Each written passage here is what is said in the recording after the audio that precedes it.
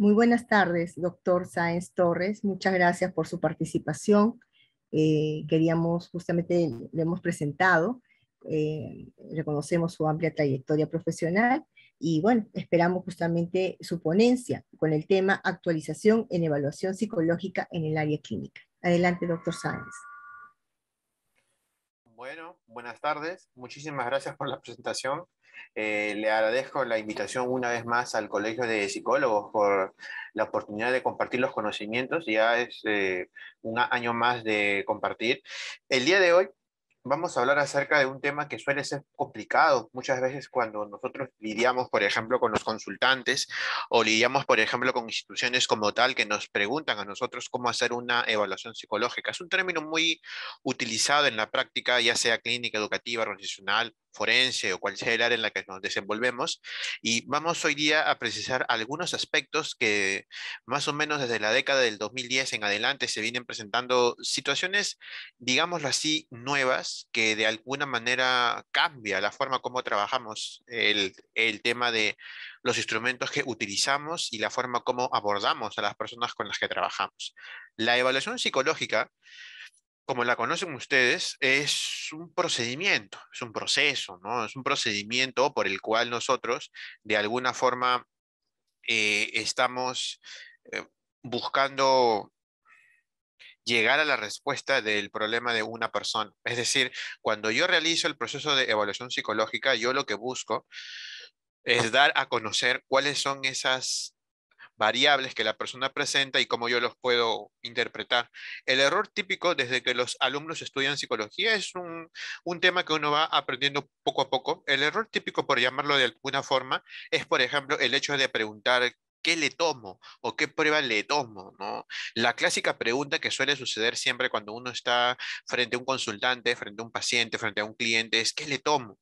Yo creo que la pregunta debería ser al revés. ¿Qué es lo que yo deseo saber de esa persona?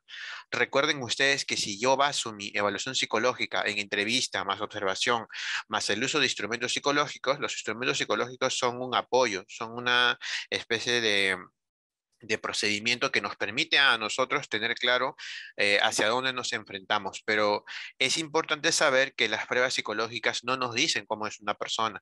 Ese también es un tema muy importante, ¿no? Muchas veces cometemos el error de utilizar una prueba, un instrumento, un test, un inventario, una escala, y atribuimos a la persona la característica que la prueba nos muestra. Por ejemplo, hemos encontrado varios informes psicológicos que los colegas suelen colocar, incluso los propios estudiantes, por ejemplo, el evaluado es o el evaluado tiene, ¿no? Las personas cuando se evalúan, por ejemplo, con inteligencia, no se estila colocar el evaluado es inteligente, porque yo no le puedo atribuir los resultados de una prueba a una persona.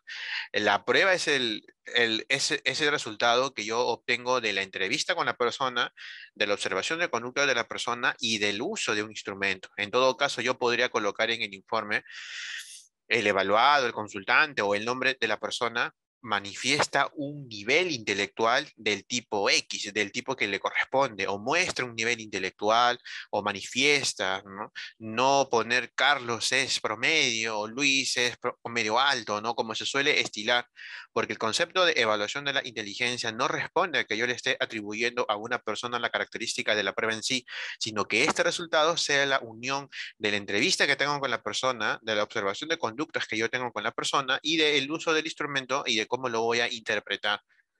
Cuando yo practico evaluación psicológica, yo debo de tener claro una pregunta que es importante, que esto puede incluso mejorar la forma como trabajamos la evaluación. Yo conozco de pruebas para aplicarlas o conozco las teorías que subyacen a las pruebas, porque de nada me sirve a mí que yo aprenda a utilizar un instrumento si yo, por ejemplo, no conozco la teoría que sostiene al instrumento. Ustedes saben que las pruebas psicológicas en general se plantean sobre la base de una teoría que las respalda. Por ejemplo, en el caso de las pruebas de inteligencia, se suele trabajar actualmente con las teorías del factor general, la teoría de la inteligencia fluida y cristalizada o la teoría de la CHC de Cattell-Horn y Carroll. Es decir, si yo uso un instrumento como el BAT7, o el matrices, o el factor GR, o las escalas de Reynolds, o las escalas de Wechsler tipo WIPSI 4, WIS 5 o WISE 4, si ustedes leen el manual, la teoría que subyace al uso del instrumento se basa justamente en una teoría que explica el porqué de la presencia de esas tareas para la explicación de la inteligencia en esa persona. Es decir, no se trata de que yo me compre una prueba y yo me aprenda la prueba y que yo automáticamente aplico la prueba y el resultado que salga yo se lo atribuyo a la persona, sino es que yo también debo conocer por qué es que ese resultado sale o se obtiene de la evaluación y cómo yo lo explico con el tema de la prueba que estoy trabajando. Esto también pasa, por ejemplo, en el área educativa. ¿Sabían ustedes que ahora que se aplica la WI5, la escala de inteligencia, que tiene 5 índices primarios, el índice del 6 total y los 5 índices secundarios? Cuando yo aplico los 15 subtests, yo puedo trabajar esas áreas para explicar el proceso de las dificultades, por ejemplo, ligadas al aprendizaje matemático. Es decir, que si yo utilizo los 5 índices secundarios de la WI5, puedo también explicar la presencia de dificultades del aprendizaje, ya sea tipo discalculia o ya sea aquellos que están ligados al aprendizaje de la escritura o lectura. Eso justamente sucede cuando nosotros trabajamos más allá de lo que las pruebas dicen. Por ejemplo, cuando usamos una WISE 4, podemos utilizar los resultados de esta WISE 4 y los índices como la memoria de trabajo, o la velocidad de procesamiento, o el razonamiento perceptivo, o la propia comprensión verbal, también lo podemos utilizar para el área neuropsicológica. Es decir, un colega que trabaja bajo el área neuro puede utilizar un instrumento como un apoyo a la parte de las funciones ejecutivas y cómo se relacionan estas con los índices de las pruebas. Justamente yo tengo que conocer cuáles son esos aspectos. Por eso que cuando nosotros elegimos aplicar un instrumento, tenemos que trabajar sobre la teoría que la prueba muestra y sobre todo cómo esta prueba me ayuda a mí a explicar las conductas de una persona.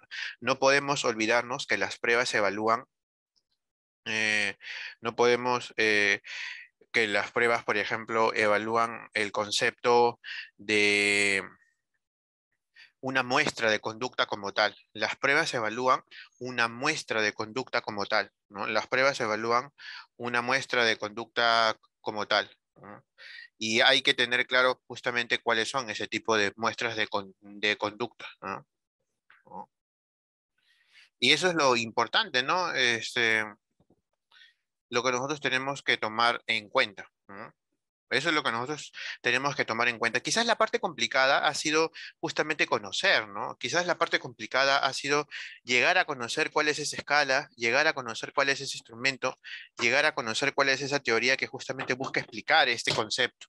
Si fuera sencillo de explicar, como les comento y siempre se lo comentamos a los chicos, de alguna manera sería pues bastante sencillo que nosotros consigamos una prueba psicológica y que automáticamente la apliquemos como tal. Pero no se trata enteramente de eso, ¿no? Justamente el día de hoy vamos a hablar específicamente de este punto. A ver, la evaluación psicológica siempre se ha trabajado como un procedimiento, como un proceso que nos permite a nosotros tomar decisiones, un proceso que nos indica a nosotros justamente que a través de la evaluación, a través de los procesos que vamos a trabajar, nosotros de alguna manera estamos buscando explicar justamente cómo se presenta un problema ante una persona y cómo lo vamos a explicar. Cuando yo hago el proceso de evaluación psicológica, yo debo de hacerme las preguntas, por ejemplo, ¿por qué quiero evaluar esa característica? O, por ejemplo, ¿para qué la voy a evaluar? Siempre que ustedes tengan la posibilidad de hacer una evaluación psicológica, hay que tener claro justamente qué es lo que vamos a evaluar o para qué lo vamos a evaluar. No se trata solamente que yo diga, mira, ese es el caso de un niño que tiene un problema de dislexia. ¿Para qué tengo yo que evaluar la inteligencia en un caso de dificultades del aprendizaje? Algunas personas, por ejemplo, piensan que por el hecho de que un niño presenta problemas de aprendizaje, automáticamente tiene que presentar el cociente intelectual disminuido. Eso no tiene que ver. Se ha demostrado con las investigaciones que el nivel de inteligencia de una persona no depende de que un niño tenga o no tenga un problema del aprendizaje. Incluso, por ejemplo, en casos de niños con TDAH, se ha encontrado de que ellos tienen el CI, puede ser incluso normal promedio o promedio alto. En el caso de los problemas de aprendizaje pasa lo mismo. No necesariamente por el hecho de que una persona o un niño en este caso presente características de dislexia o de disgrafía, automáticamente va a presentar un nivel intelectual, digamos, por debajo de lo normal, que 90. No existe esa relación. Lo que sí se ha demostrado con las investigaciones es que si yo, por ejemplo, aplico instrumentos que van relacionados a el rendimiento académico de un niño y lo comparo con el rendimiento intelectual de un niño, es decir, si yo, por ejemplo, evalúo inteligencia y yo encuentro en la inteligencia de un niño que aparentemente tiene características de dislexia, encuentro, por ejemplo, un CI de 91, que es medio o dentro del promedio, y yo aplico, por ejemplo, una batería psicopedagógica llamado Evalúa 0, 1, 2, 3, de acuerdo con el grado escolar, si yo encuentro que los resultados de la evaluación psicopedagógica están por debajo de los resultados de la evaluación intelectual, ahí estamos hablando de un problema del aprendizaje. Ahí justamente estamos hablando de un problema del aprendizaje como tal. Eso es lo que nosotros debemos tomar en cuenta. Hay que hacernos la pregunta, ¿por qué hacemos esa evaluación? Esa es la pregunta, ¿por qué? ¿Por qué nosotros hacemos esa evaluación? Y justamente con el proceso de la evaluación, nosotros también planteamos qué esquema vamos a utilizar para conocer las variables psicológicas a las que nos enfrentamos. En un caso de discapacidad intelectual, se suele evaluar, por ejemplo, inteligencia, se suele evaluar conducta adaptativa y se suele evaluar el tema de la autonomía. Es decir, si ustedes quieren armar una batería para evaluar discapacidad intelectual, yo suelo trabajar, por ejemplo, inteligencia, ya sea con la WIPSI 4, o ya sea con la WIS 5, o ya sea con las escalas de Reynolds. La conducta adaptativa se suele evaluar con el ABAS 2 y el tema, por ejemplo, de la autonomía, que siempre se ha conocido como el cociente social, es el tema, por ejemplo, del Vineland, ¿no? Es el tema del Vineland. El Vineland está en su versión número 3. Lo clásico que nosotros quizás en el transcurso de todo el tiempo que venimos trabajando es que siempre hemos conocido el Vineland, pero el Vineland 1, ¿no? El Vineland se llama VAPS, VABS.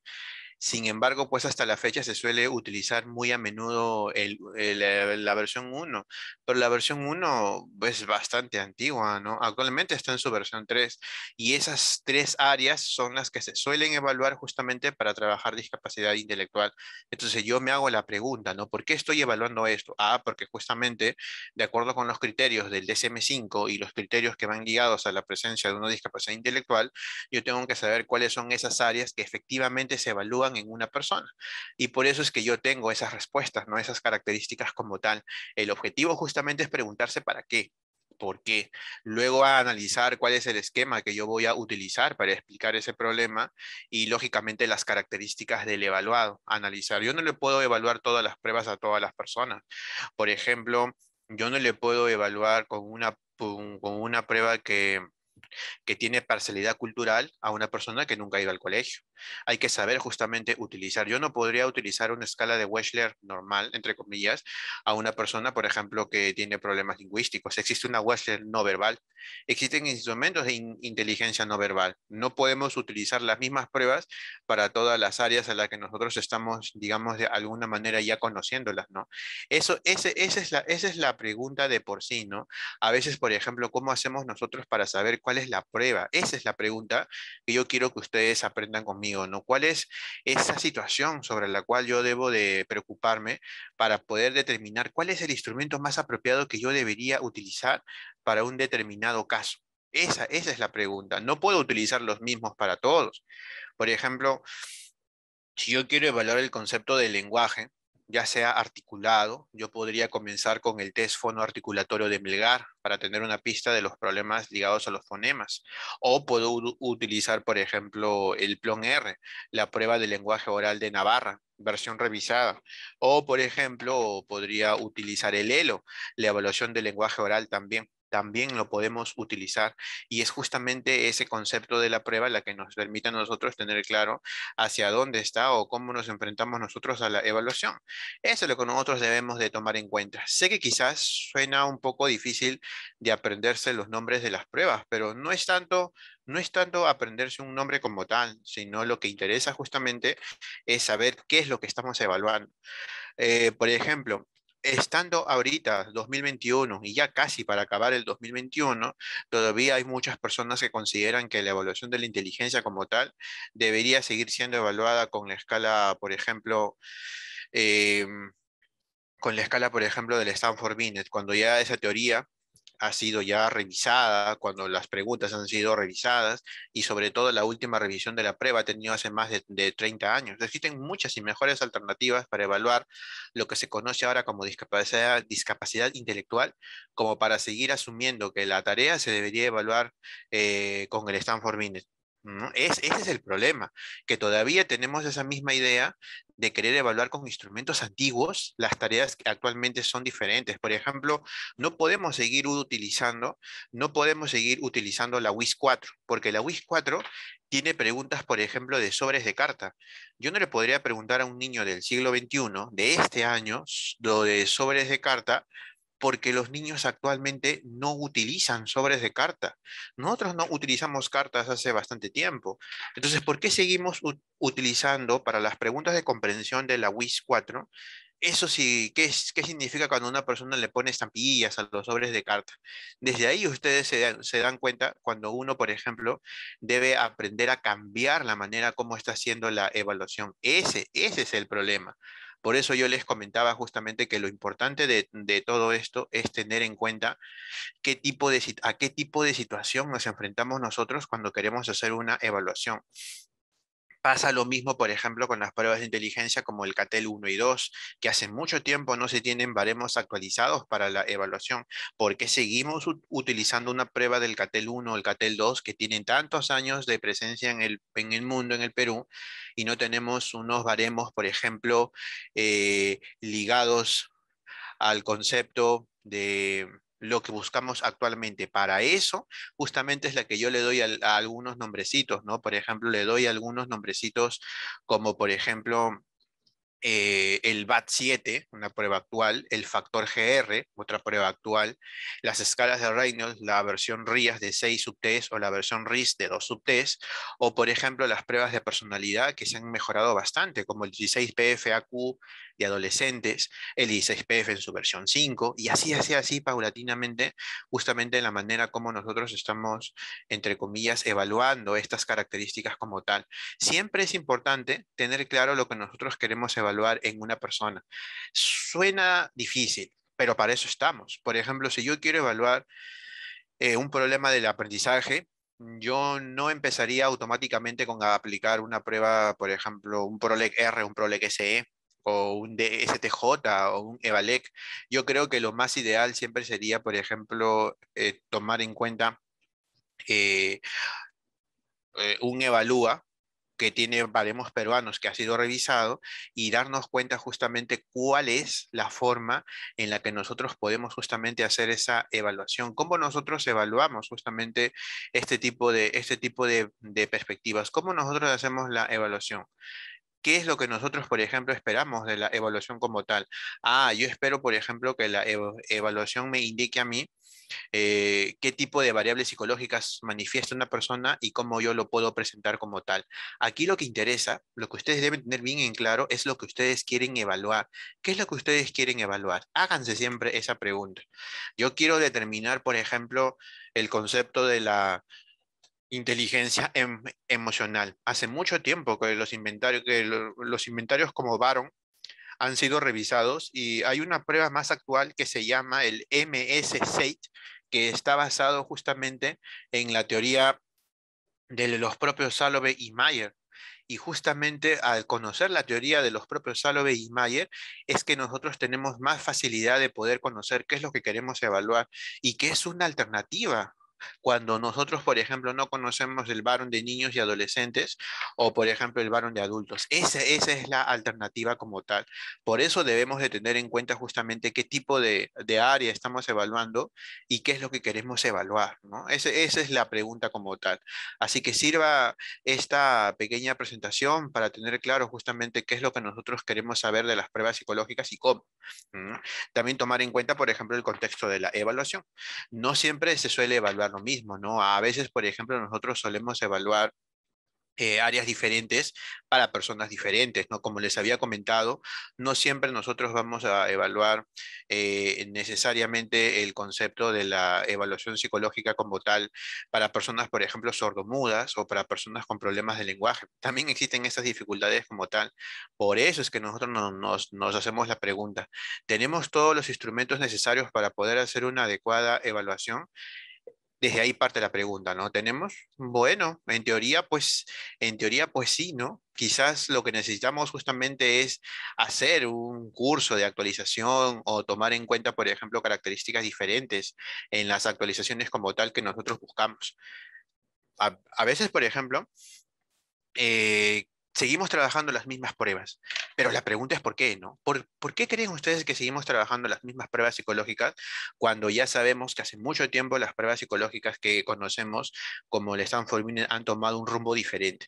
La última vez que se revisó la prueba de Stanford Binet, la última vez que se revisó fue en la década de los 80 en español. Hay una revisión del 2005, pero está en inglés. Y lógicamente, si tomamos una prueba, hay que saber justamente qué es lo que estamos evaluando nosotros, ¿no? Eso quizás sea el objetivo, ¿no? ¿Qué es lo que nosotros buscamos necesariamente evaluar, ¿no? Ese es el problema, ¿no? A veces, por ejemplo, nosotros no tenemos claro qué es lo que estamos evaluando y yo quiero que ustedes apelen justamente a eso, al conocimiento como tal de aquello que sería fundamental para evaluar. Acá hay una pregunta, ¿qué puede reemplazar a la prueba de Stanford Binet? Le doy, por ejemplo, le doy la alternativa de las escalas de le doy la alternativa de las escalas de Reynolds. Las escalas de Reynolds, en su versión RIAS de 6 subtests y en su versión, por ejemplo, RIS de 2 subtests, evalúan justamente esas características como tal que yo busco para el concepto, por ejemplo, de la discapacidad intelectual. Eso es lo que yo busco. ¿Se puede trabajar las pruebas online? Claro, existen parámetros para hacer evaluaciones online, existen parámetros para hacer evaluaciones online y en estos últimos meses que hemos estado trabajando, pues, por ejemplo, en pandemia, se han utilizado justamente este tipo de esquemas para poder trabajarlo. No es, digamos, una novedad que se haya generado esto, pero algunas personas, por ejemplo, piensan que nosotros tenemos pruebas para todo. No hay una prueba para todo, pero lo que sí nos ayuda mucho, por ejemplo, es conocer instrumentos para la evaluación online. Sí se puede, sí existe el parámetro de evaluación online, sí existe. Solamente hay que tener claro cómo vamos a hacer la evaluación como tal, qué es lo que nosotros buscamos de la evaluación como tal, ¿no? ¿Se puede hacer un niño por una videollamada? Claro, lo hacemos, por ejemplo, por Zoom o lo hacemos por Meet, por ejemplo, o por Jitsi, también lo podemos hacer. Pruebas en idioma quechua, hemos encontrado protocolos de instrumentos que han sido traducidos. Sin embargo, no se trata de que yo contrate a una persona que sea quechua hablante, sino que yo lo contrate y que yo a la vez haga una doble interpretación. Si yo lo tengo en español, lo doblo al quechua y del quechua yo lo doblo al español otra vez, porque no voy a encontrar las mismas palabras. Recuerden ustedes que cuando uno habla otro idioma, otra lengua, exactamente las palabras no son idénticas. Hay palabras que no son idénticas. Entonces hay que tratar de adaptar la palabra, hay que tratar de adaptar el lenguaje de la palabra como tal, ¿no? Mm, Claro, por supuesto que sí. ¿Ya? Exactamente, ¿no?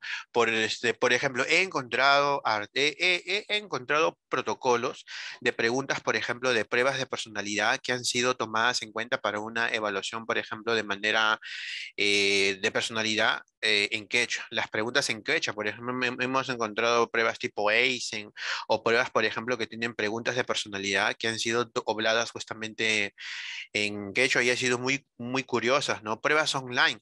Por ejemplo, leerle las preguntas del protocolo de una prueba de personalidad a un niño lo puede hacer de manera online. Leerle las preguntas, sí.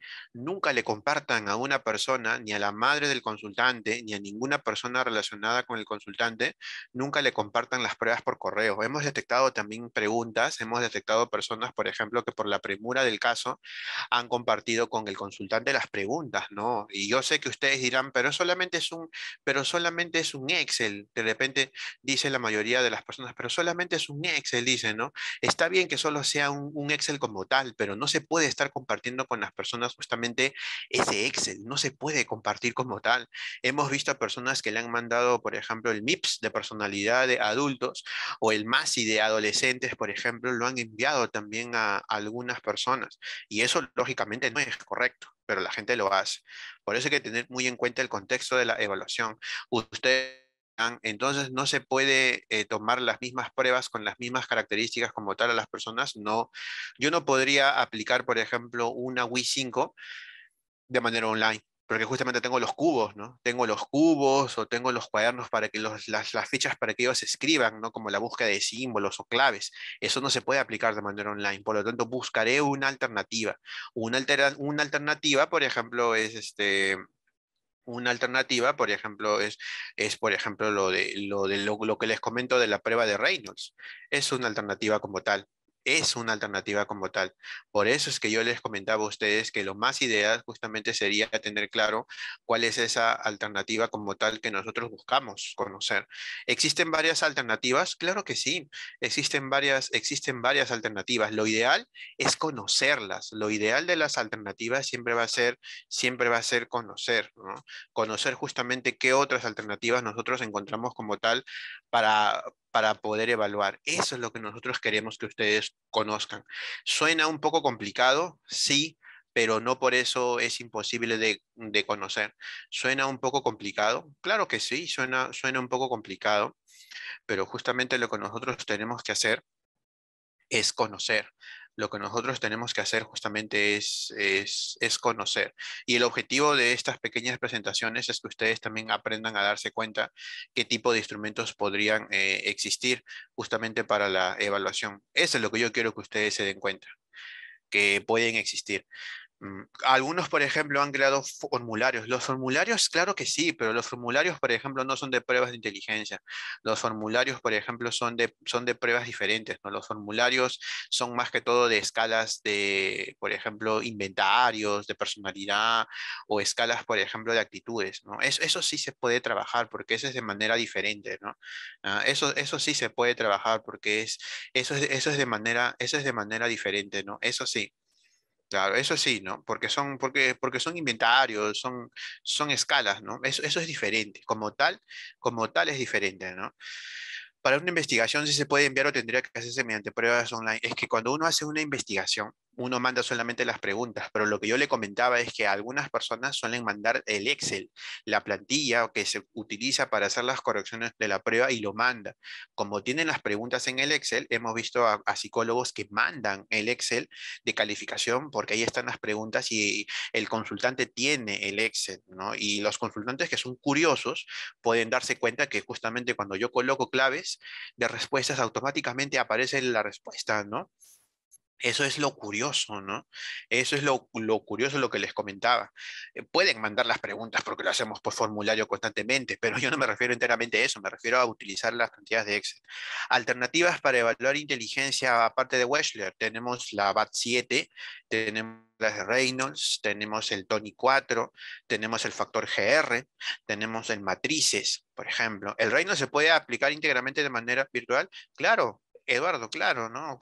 Justamente acá lo hemos hecho en más de una oportunidad. Incluso, por ejemplo, hemos probado con algunos alumnos de algunos cursos que tenemos a compartirles, por ejemplo, el control remoto. Ustedes saben que Zoom acá tiene una especie de opción que se llama control remoto. Yo lo activo y yo puedo hacer que la persona que está del otro lado, por ejemplo, elija la alternativa. ¿No? Yo le puedo decir, a ver, elige tú en compañía, claro, de una persona, ¿no? Si es un adulto más sencillo, si es un niño acompañado, un adolescente también es sencillo, ¿no? Lo puedo, lo puedo trabajar así, ¿no? Al leerle nosotros las preguntas al niño en la evaluación virtual podría afectar en las respuestas que él o ella nos brinde.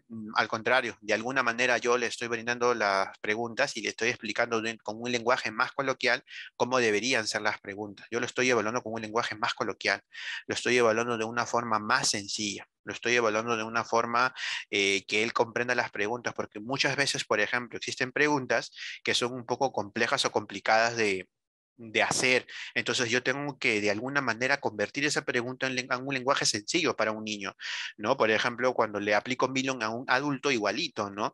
Eh, durante el último año consumí drogas, ¿no? Y me fue mal. Entonces yo tengo que convertir esa pregunta a un lenguaje que sea sencillo y coloquial para una persona.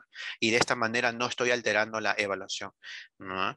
La evaluación psicológica implica un proceso de toma de decisiones. Con los resultados de la evaluación, yo voy a tomar una decisión. Si procedo a la psicoterapia, si procedo a una intervención diferente, si lo voy a derivar o si de alguna manera voy a trabajar, ¿no?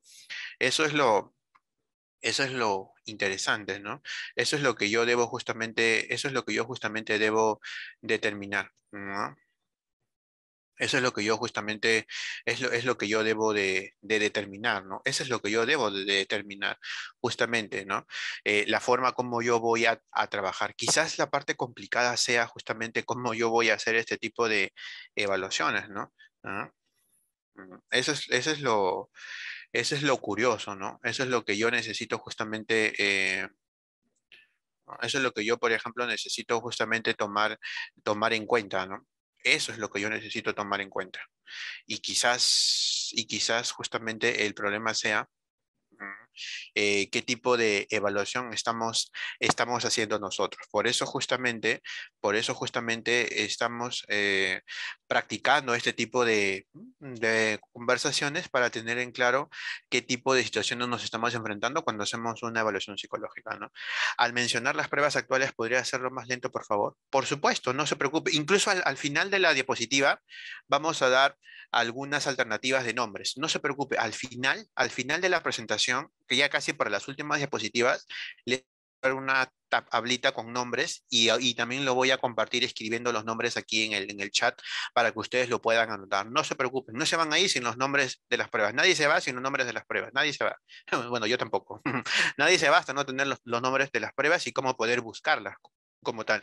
Algunas son un poco difíciles algunas son un poco difíciles de conseguir, ¿no? Mm. Algunas, por ejemplo, son un poco difíciles de conseguir por el simple hecho, por ejemplo, que es complicado llegar al trasfondo de una prueba psicológica. Algunas, por ejemplo, son caras, ¿no? Pero no significa que nosotros no podamos conseguirlas. Lo ideal es justamente conseguir la prueba para poder para poder aprender de ella, ¿no? Eso es lo curioso, ¿no? No se preocupen. También, al momento que yo hago una evaluación psicológica, implica el planteamiento de una solución de problemas, qué es lo que yo voy a determinar con una persona, ¿no? Justamente las características que yo voy a emplear con una persona. Y sobre todo, que requiere justamente la generación y la comprobación de mi hipótesis. Si yo tengo la hipótesis de que una persona presenta TDAH, si una persona tiene TDAH, entonces nosotros podemos, por ejemplo, apelar a una prueba como el TDAH-5. Hay una prueba del 2018, ojo, del 2018, ha salido reciéncito nada más, que se llama el TDAH-5. Al igual que el E-TDAH, es una prueba diferente, una prueba nueva que está trabajando con los parámetros del DSM-5. Como está trabajando con los parámetros del DSM-5, esta prueba tiene preguntas ligadas a impulsividad, preguntas, por ejemplo, ligadas a inatención y preguntas ligadas a hiperactividad como tal. Y como es una prueba actual, tiene una perspectiva diferente. Ya no es tanto preguntar, por ejemplo, como siempre se solía preguntar, eh, qué tipo de conducta hace o cómo le va en el colegio, ¿no? Eso, ¿no? Las preguntas han tomado un rumbo eh, diferente, ¿no? Las preguntas han tomado un rumbo diferente, justamente, ¿no? Las preguntas han manifestado un rumbo diferente. En la actualidad, las preguntas tienen una forma diferente de trabajarse, ¿no? Eso es eso es lo que sigue, ¿no?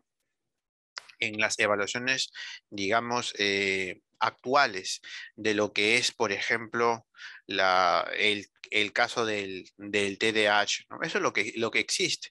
Lo que pasa es que las pruebas actuales también toman en cuenta, por ejemplo, las características que yo estoy buscando evaluar en las personas, ¿no? No necesariamente sigue los mismos parámetros que siempre nosotros hemos conocido, ¿no? Eso es lo que nosotros podemos quizás entender, ¿no? No es tan sencillo como parece, pero las características que tenemos sí nos sirven, digamos, bastante, ¿no? Para poder conocerla como tal. ¿Qué más? A ver, bueno. Este es un pequeño esquema que se suele trabajar, por ejemplo, desde el momento que llega una persona en motivo de consulta, desde el conocimiento, por ejemplo, de las técnicas de entrevista y observación, cómo voy a entrevistar a una persona, el uso de la anamnesis, y el uso de batería de instrumentos psicológicos, que son las pruebas como tal, ¿no? Luego el informe de resultados, que yo le voy a entregar, que se conoce como la entrevista de devolución de resultados, los resultados que yo le voy a entregar a una persona para que justamente sepa cuáles son los problemas que manifiesta y el concepto del plan de intervención. Nuestra evaluación llega hasta el punto del informe de resultados, porque nosotros le hemos entregado a la persona los resultados de los problemas que había manifestado como tal. Eso, ¿no? Y a veces, por ejemplo, cuando nosotros le entregamos los resultados, caemos en el error de etiquetar a la gente, de decirle, mira, Carlos tiene este problema, o Carlos es hiperactivo, ¿no? O Carlos es esto, o Carlos es otro, ¿no? Eso es lo que nosotros solemos hacer con frecuencia cuando estamos trabajando justamente dificultades como tal. Ese es el problema. Y justamente nuestra evaluación no se puede detener al concepto de estar, digamos, etiquetando a una persona justamente por la presencia o no de un problema psicológico. No se trata enteramente de eso, se trata justamente de que nosotros tengamos claro qué es lo que queremos entregarle a una persona como resultados como tal. Eso es lo que nosotros encontramos. Nuestra evaluación inicia desde el momento que la persona llega al motivo de consulta, hacemos, por ejemplo, la historia psicológica, la anamnesis como tal, hasta el momento que planteamos una batería de pruebas psicológicas y le entregamos mediante la entrevista de devolución los resultados de la evaluación. Hasta ahí llega nuestra evaluación psicológica. Nuestra evaluación, lógicamente, tiene un punto, ¿no? Y nosotros en ese punto de la entrevista de devolución le explicamos cuáles son los problemas que manifiesta la persona, a qué tipo de problemas se enfrenta la persona o qué tipo, por ejemplo, de características presenta una persona para yo poder trabajar con ella y de alguna manera plantear digamos, estrategias, ¿no? Como por ejemplo la intervención psicológica. Posterior a esto se suele plantear ya pues el plan de intervención psicológica, ya, y después de esto, ¿no? ¿No? Y después de esto, por ejemplo, ¿no? Ya yo puedo pues hacer una reevaluación, ¿no? Ya tú planteas una reevaluación, ¿no? Ya en la reevaluación y ya nosotros tenemos pues una perspectiva ya diferente, ¿no? Ya en la evaluación nosotros después de un tiempo invitamos a una persona y ya pues, ¿no? Al invitar a una persona ya tenemos más claro qué es después de haber pasado el proceso terapéutico, cómo está la persona como tal, ¿no? Es, digamos, eh, interesante cómo se suele plantear este tipo de características, ¿no? Por ejemplo, cuando nosotros despedimos a una persona después de la terapia, y ya nosotros llegamos al punto en la que la persona ya pues se va, ¿no? La persona está tranquila, la persona ya pues ha aprendido a tomar sus propias decisiones y ya es más fácil para ella establecer justamente cuáles son esas características de mejora que va a tener. Al etiquetar a una persona, nosotros lo juzgamos, pero este tema de etiquetar a las personas no es de ahora, eso se ve bastante, ¿no? Como le dije al inicio, cuando uno trabaja con una persona le suele colocar un nombre como tal y estamos atribuyéndole a una persona una característica pues que no tiene, ¿no? Y lamentablemente esto sucede muy a menudo, ¿no? Esto no es pues una novedad y sucede mucho. La evaluación implica la revisión de literatura psicológica, de teorizaciones, de las teorías que conocemos, de criterios y de fundamentos científicos. Por ejemplo, uno de los pilares que siempre ha sido revisado en lo que son los problemas de aprendizaje en escritura, a Julia Guerra, o, por ejemplo, los autores creadores del ProLeGR y el ProES, por ejemplo, ¿no? Que siempre debemos tener en cuenta qué teoría proponen.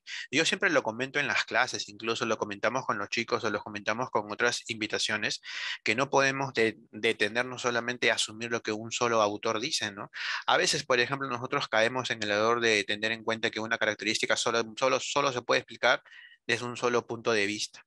Nosotros, por ejemplo, conocemos las dificultades del aprendizaje muchas veces bajo el enfoque cognitivo, el tema, por ejemplo, de las famosas rutas, la ruta de conversión grafema-fonema o fonema-grafema, o la ruta visual, pero existen también otras explicaciones. Por ejemplo, también existe una explicación interconductual que se le conoce como el ajuste lector. El ajuste lector explica también el problema de la lectura. Sin embargo, como les comento, no suele mencionarse mucho, más es lo que se menciona, por ejemplo, el concepto de la parte cognitiva. No estamos diciendo que eso esté mal, estamos diciendo que si tenemos también la posibilidad de leer algo adicional, vamos a tener información más sustanciosa, porque en lo que me interesa a mí es que ustedes hagan comparaciones, ¿no? Que ustedes también determinen, mira, también se puede evaluar desde otro punto de vista, por supuesto, también se puede evaluar desde otro punto de vista, y justamente lo interesante es aplicar estas evaluaciones conociendo perspectivas diferentes, ¿no? Ahora viene este punto, ¿no? La evaluación se hace a través de inventario, de escalas, de cuestionarios, de autoinformes. Siempre tomar en cuenta el uso de la validez y la confiabilidad. Ese es un tema bastante serio, ¿no? Lo hemos comentado en más de una oportunidad, ¿no? Tomamos en cuenta justamente el concepto de la validez y la confiabilidad. Acá quizás se genera un poquito de polémica, ¿no? Porque si nosotros nos basamos enteramente en validez y confiabilidad, lo que nosotros debemos tomar en cuenta aquí, por ejemplo, es el uso de instrumentos que hayan sido demostrados científicamente, ¿no? Y en todo caso, pues dejaríamos de lado las evaluaciones con técnicas predictivas que son subjetivas. Entonces aquí viene pues el problema en la que una persona dice, pero no, tú estás limitando el trabajo de los psicólogos al decir que no deben utilizar un instrumento, por ejemplo, como Macover o como Lluvia o como Bartes o como TAT, ¿no? Que de alguna manera suelen ser subjetivos, ¿no? Y los estímulos son ambiguos y que la interpretación más depende de la subjetividad muchas veces del psicólogo como tal que de la persona, ¿no? Y comienza el problema. Incluso, por ejemplo, si nosotros nos basamos en este punto de la validez y la confiabilidad, estaríamos lógicamente pues llegando a un tema en la que en todo caso, si respetamos esos puntos, entonces no los utilizamos como tal, ¿no? Eso puede pasar, ¿no?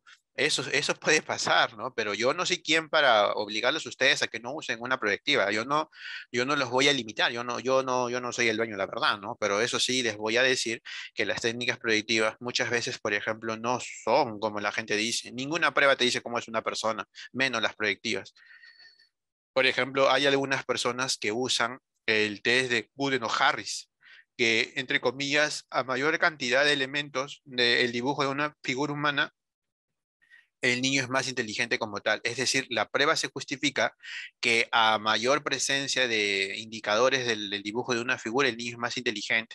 Y si yo, por ejemplo, le coloco una cantidad de indicadores o la cantidad de ausencia de, no, de presencia de estímulos como tal, le voy a colocar un punto, luego lo someto a una tablita que me da una especie de edad mental, lo divido entre la edad cronológica, lo multiplico por 100 y obtengo un CI. Realmente las investigaciones en inteligencia actual no mencionan el hecho de que un dibujo me dice si una persona es inteligente o no. Por eso lo menciono, ¿no? Sin embargo, algunos colegas lo siguen utilizando como tal. Algunos colegas siguen utilizando el concepto de la evaluación justamente de la inteligencia a través del Goodenough-Harris, lo cual, como les repito, no es que yo les vaya a reclamar, ¿no? Pero no es lo usual en realidad, ¿no? Por eso es que cuando uno realiza ese tipo de evaluaciones debe de tomar en cuenta que existen pruebas psicométricas y existen pruebas proyectivas que nos ayudan a nosotros a tener una perspectiva acerca de la persona. A la larga es solamente un indicador, a la larga, ¿no? Es un indicador. Ahora, por ejemplo, cuando uno hace una evaluación, hace uso también de rasgos, ¿no? El conocimiento de rasgos. Yo quiero evaluar rasgos, quiero evaluar atributos, quiero evaluar dimensiones. Utilizo técnicas psicométricas que lógicamente han sido pues elaboradas mediante procesos estadísticos y análisis factoriales, ¿no? Y que esto me ayuda a mí a conocer cómo van mejorando estos análisis factoriales. No debo tener claro qué es lo que estoy evaluando, ¿no? Esto pasa en todas las áreas, ¿ah? Por ejemplo, en el área organizacional, muchas veces nosotros queremos evaluar, por ejemplo, personalidad y a veces solamente conocemos el MIPS de personalidad o cualquier inventario de personalidad y son candidatos a un puesto de trabajo. Lo ideal no sería utilizar una prueba tan larga. ¿Por qué, por ejemplo, no solemos utilizar el DIS de personalidad para el área organizacional? Por ejemplo, igual pasa en el área organizacional cuando yo quiero evaluar inteligencia, ¿por qué someterlo a una escala WISE 4? La escala WISE 4 en todo caso la podría utilizar para un mando alto, pero para un mando medio o un mando bajo puedo utilizar una BAT 7, como puedo utilizar, por ejemplo, el Monedas 2 o el Dominó D48 o el Dominó D70. Es decir, existen alternativas para hacer una evaluación diferente por áreas diferentes, ¿no? No son las mismas pruebas siempre. Si yo estoy evaluando a un perfil de gerente, no podría utilizar una escala Raven. porque no tiene los atributos necesarios la prueba para representar el conocimiento que yo espero de una persona para ese tipo de cargos, ¿no? Yo lo planteo de ese punto de vista porque a veces, por ejemplo, algunas personas creen que como la prueba evalúa inteligencia, lo puedo utilizar para todas las áreas. No, no sería lo correcto. Por ejemplo, la clásica prueba de personalidad que podemos utilizar es el DIS, ¿no? Una prueba que tiene 24 preguntas o la versión de 28 preguntas, que me da un perfil de una persona. Es ideal, porque va abocado justamente a cómo yo quiero que una persona sea cuando postule un puesto de trabajo. Perfecto.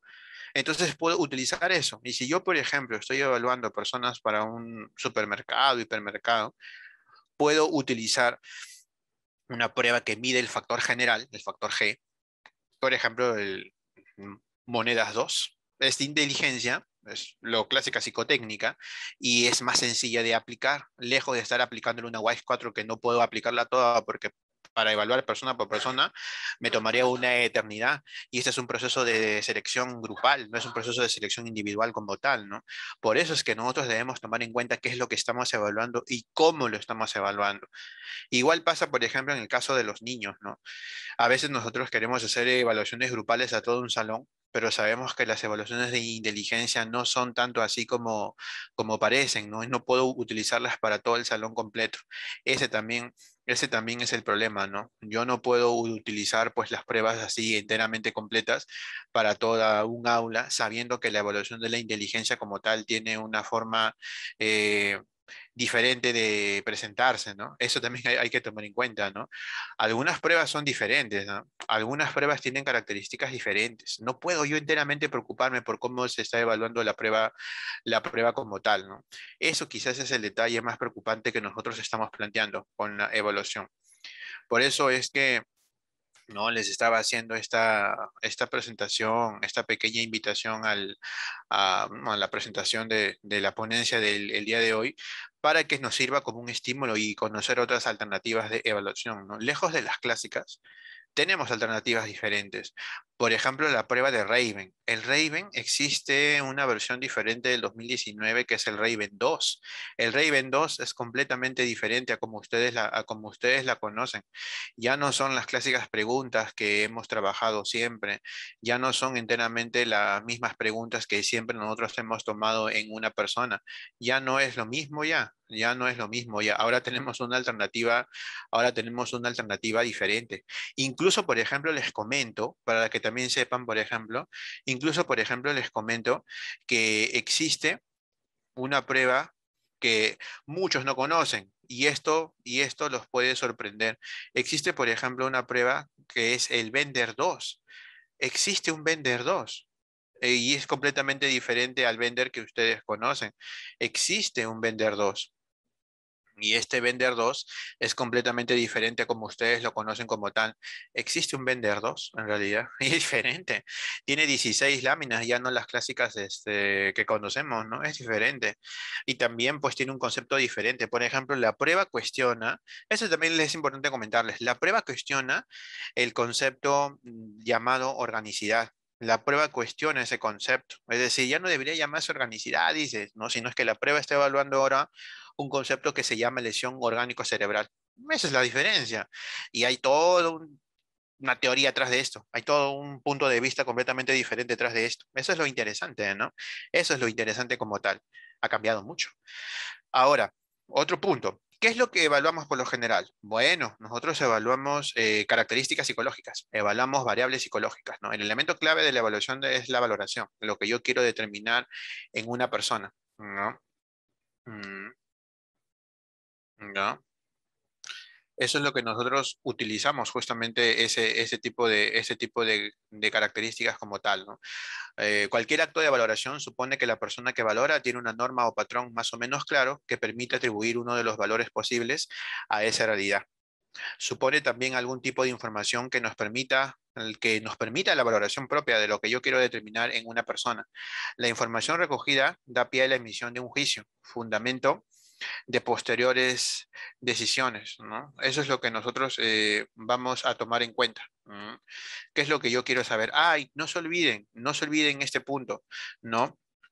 Eh, ¿En qué se diferencia, por ejemplo, medición y evaluación, ¿no? Nosotros sabemos que la medición hace referencia justamente a que yo obtengo un valor numérico de una característica, de una característica psicológica, ¿no?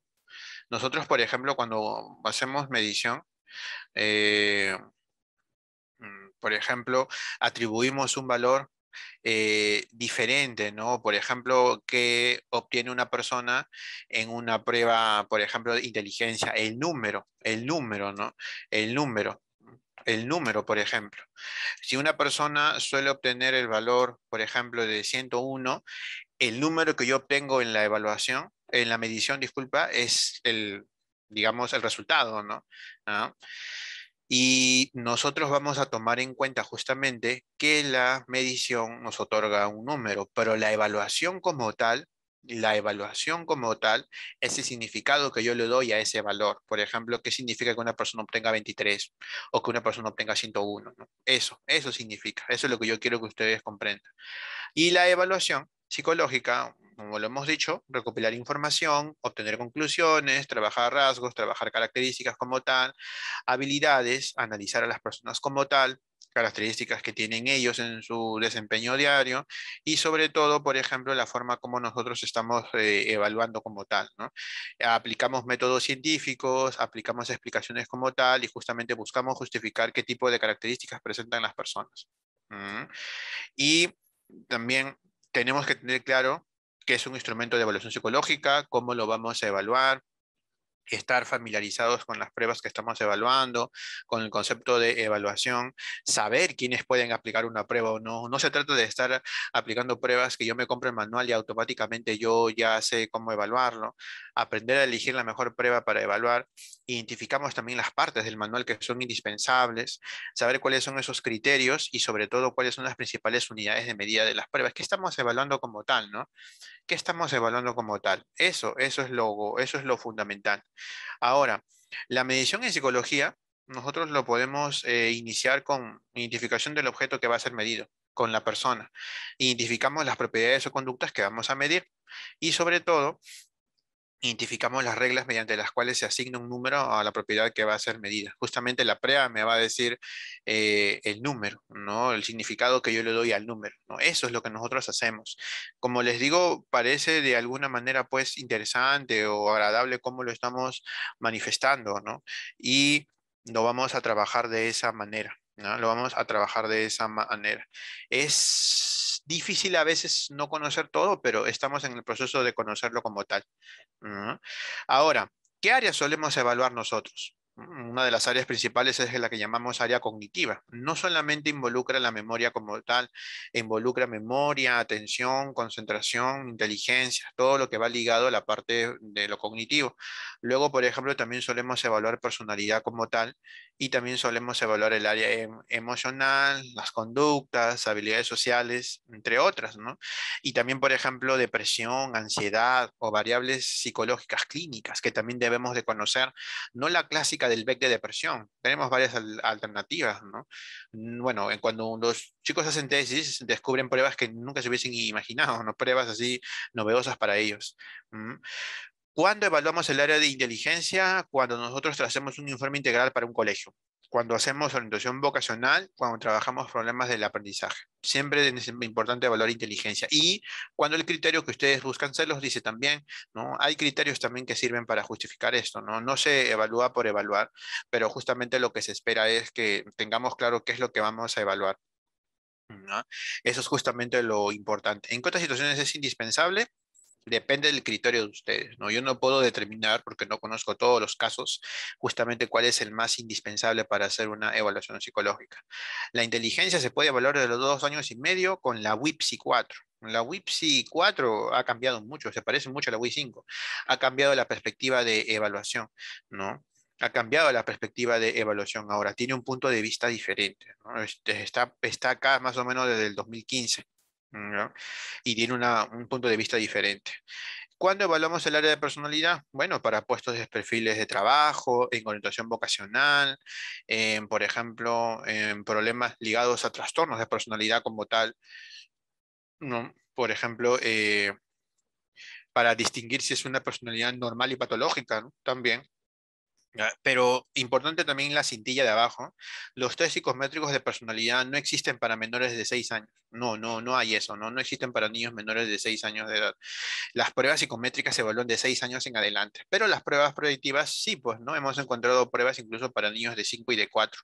Y como le dije hace un instante, no vamos a entrar nosotros a una discusión sobre por qué aplicamos y por qué no, ¿no? Solamente les estoy indicando. Además, no es el momento, no vamos a entrar a criticar. No es el momento de cuándo es que se aplica personalidad. Si es proyectiva, podemos encontrar incluso con garabatos de 3 añitos, 4 añitos, 5 añitos, pero si es psicométrica, de 6 años en adelante como tal. Eso sí.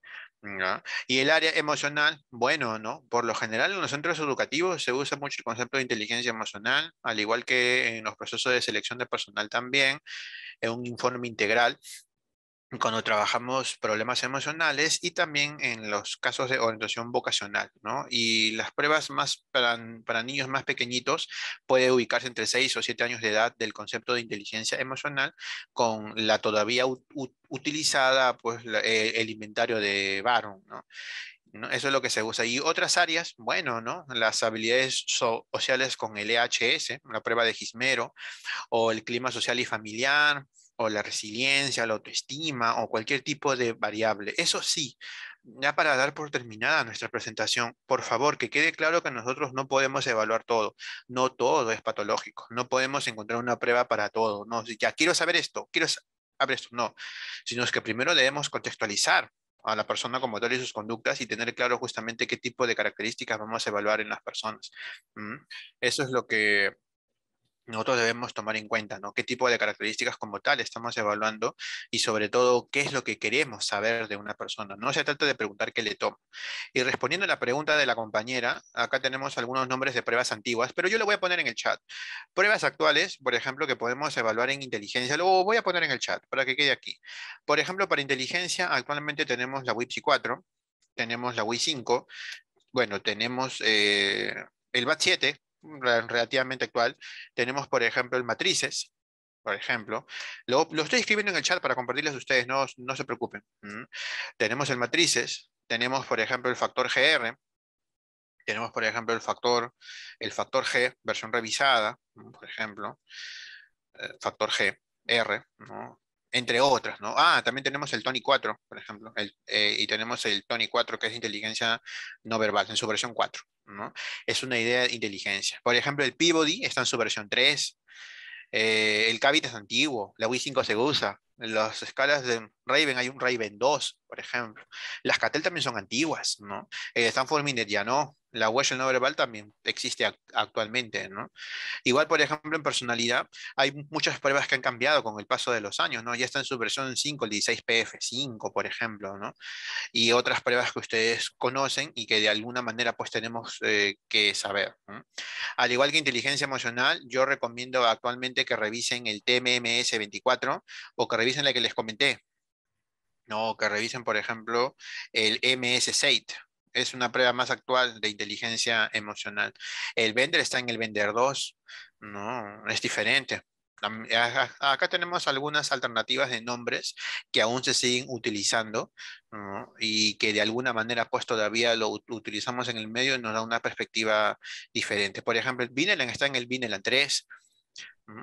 Es lo interesante cómo ha cambiado la prueba, ¿no? Hasta la fecha, ¿no? El ESPA 29, en el TDAH, por ejemplo, yo les recomiendo el TDAH 5 o les recomiendo, por ejemplo, el E-TDAH, por ejemplo, es más actual. Para el caso, por ejemplo, de intereses vocacionales, para el caso de intereses vocacionales, por ejemplo, yo les puedo recomendar el Explora, que es más actual, el Explora, el IPPR, por ejemplo, son más actuales en realidad, ¿no? Muy aparte de las clásicas que conocemos en Perú, ¿no? El CAMS 83, el 85, ¿no? Los que conocemos actualmente. Y en el caso, por ejemplo, de TEA, en el caso de TEA, nosotros, por ejemplo, solemos recomendar, para el caso de TEA, nosotros recomendamos el ADR y el A22. son las más actuales que existen y las más difíciles quizás de conocer y trabajar, ¿no? Esa es la recomendación. De hecho, que tenemos mucho aún más por conversar de esto, porque en una sola presentación de casi una hora no vamos a abarcar la mayor cantidad de información que podemos, pero realmente les agradezco que ustedes me hayan acompañado en esta pequeña presentación. ¿Por qué usamos pruebas? Porque queremos conocer variables psicológicas. Están adaptadas, no todas. El hecho de que una prueba no esté adaptada al Perú no significa que no se pueda usar, porque las pruebas nos dan indicadores, no nos dicen exactamente cómo es una persona como tal, nos dan indicadores. Nos dan un diagnóstico, nosotros sabemos que este problema de dar diagnósticos o no va más allá de nuestra decisión, que incluso el Colegio de Psicólogos pelea mucho por el apoyo a una ley que nos quita a nosotros la posibilidad de hacer un diagnóstico y lamentablemente pues esto escapa de mis manos y de las manos de ustedes y confiamos en que el colegio, que es nuestro máximo representante, logre darnos el respaldo de que el diagnóstico lo hacemos los psicólogos en realidad, pero estamos muchas veces limitados, ¿no? A veces por otros profesionales que son los que nos acompañan, ¿no? Del equipo multidisciplinario, pero lamentablemente pues el diagnóstico enteramente no lo damos nosotros, bueno, actualmente, ¿no? El rango de edad de aplicación de las pruebas, mínimo 2 años y medio en adelante, y existen otros instrumentos, existen muchísimos instrumentos como tal, y como Muy les bien. comentaba, no puedo abarcar todos, así que muchísimas gracias por el tiempo. Ok, Y doctor. Muchas gracias por su participación, doctor. Discúlpeme, ya son las no hay 5 de la problema, tarde. no me preocupo. Agradecerle por su gentil participación al psicólogo Joe Jeremías Sáenz Torres. Ha dado datos muy importantes, datos muy interesantes, que estoy segura que cada uno ya tomó nota de estos aportes que nos acaba de brindar el doctor. Él trató el tema de actualización en evaluación psicológica en el área clínica. Le agradecemos su participación, ahí está su certificado, justamente en calidad de ponente. Le agradecemos por haber participado en el presente tercer Congreso Nacional Regional de Psicología, primer Congreso Internacional de Psicología, aportes de la psicología a la crisis global actual.